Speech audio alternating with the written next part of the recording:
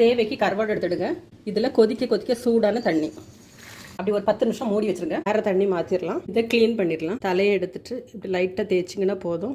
இது போல் எல்லாமே நல்லா க்ளீன் பண்ணி எடுத்துடுங்க. இதோட 1/4 டீஸ்பூன் மஞ்சள் பொடி, 1/2 டீஸ்பூன் தனியா பொடி, 3/4 டீஸ்பூன் மிளகாய் பொடி, 2 ஆறுக்கு கருவேப்பிலை, தேவைக்கு உப்பு, இவ்வளவு சேர்த்து இதை நல்லா மேக்னேட் பண்ணி வச்சிடலாம். ஒரு 5 நிமிஷம் அப்படி இருக்கட்டும். மசாலா ஊறட்டு. பேன் அடுப்பில் வச்சுடுங்க.